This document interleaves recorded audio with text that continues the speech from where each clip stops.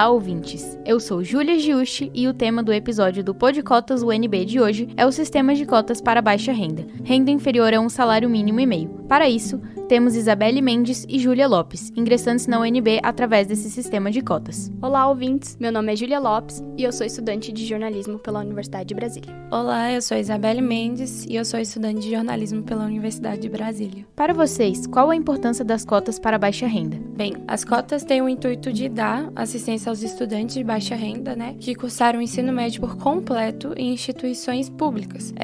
Geralmente essas pessoas se encontram em situação de vulnerabilidade, principalmente em questões financeiras e educacionais. Então a cota se torna um meio de amparar, os estudantes que foram prejudicados pela falta de acesso à educação de qualidade nas escolas públicas. Quando nós pegamos o ensino em uma instituição privada e comparamos com as redes de ensino público, a diferença na qualidade é absurda, se tornando inviável que pessoas que passaram por instituições diferentes, sendo assim, recebendo um ensino diferente, concorram por uma mesma vaga. Fica clara a importância dessa cota. Sei que existem vários critérios para entrar como cotista por baixa renda. Vocês poderiam explicar quais são eles? Bom, o sistema de cotas considera de baixa renda candidatos cuja renda familiar por pessoa é de até um salário mínimo e meio. Nesse caso, o candidato é elegível para concorrer à vaga na universidade. Também tem o cálculo, que é renda per capita, e o cálculo funciona assim. A chamada renda familiar per capita é feita com base no cálculo que envolve a soma da renda de todos os moradores de uma residência, que é dividida pelo número total de pessoas que vivem sobre a manutenção dessa renda total, ou seja, você vai pegar todos os cálculos da sua família e vai dividir pelo número de pessoas que convivem com você, os seus pais, os seus avós e até mesmo você, caso você tenha renda. E como funciona a oferta de vagas? Então, segundo a lei de cotas, 50%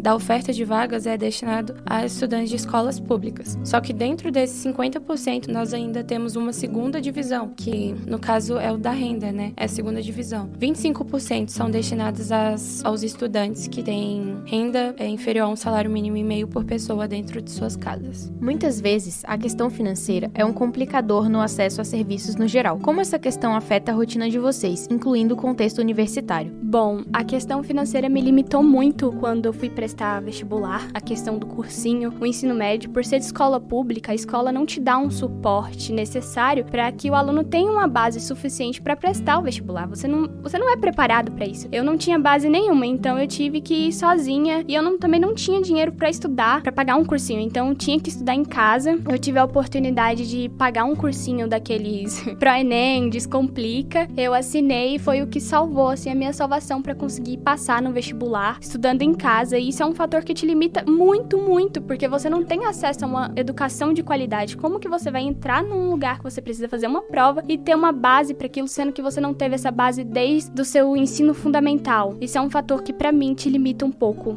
Assim como a Júlia, eu também passei por isso, por sempre ter estudado em escola pública. Também não tinha dinheiro para poder pagar um cursinho de qualidade. E o único cursinho que eu fiz também foi esses cursinhos online, que foi o Descomplica, eu fiz o Descomplica. E eu nem paguei, porque eu ganhei no sorteio.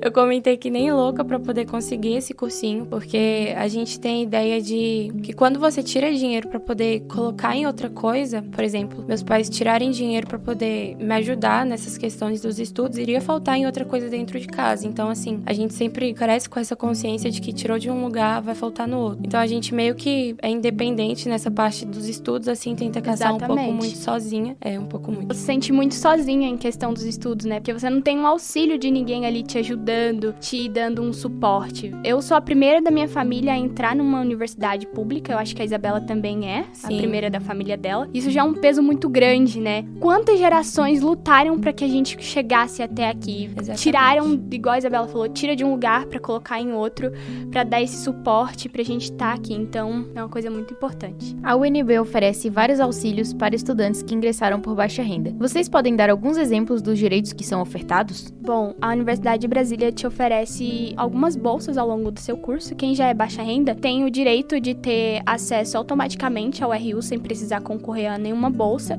E caso o aluno queira ter outros acessos, ele precisa entrar em contato com a Diretoria de Desenvolvimento Social, a DDS, que fica encarregada por essa parte. Então o aluno vai passar por uma assistente social, ela vai analisar seus documentos e depois que for deferido e contemplado, você consegue concorrer a essas bolsas, né? E tem várias. Tem, por exemplo, o auxílio inclusão digital, onde você recebe um valor para comprar um computador, que auxilia muito nos estudos. Tem o auxílio socioeconômico, onde o estudante recebe um valor mensal com o intuito de minimizar as diferenças sociais entre os estudantes. Então é bem importante que tenha esses incentivos.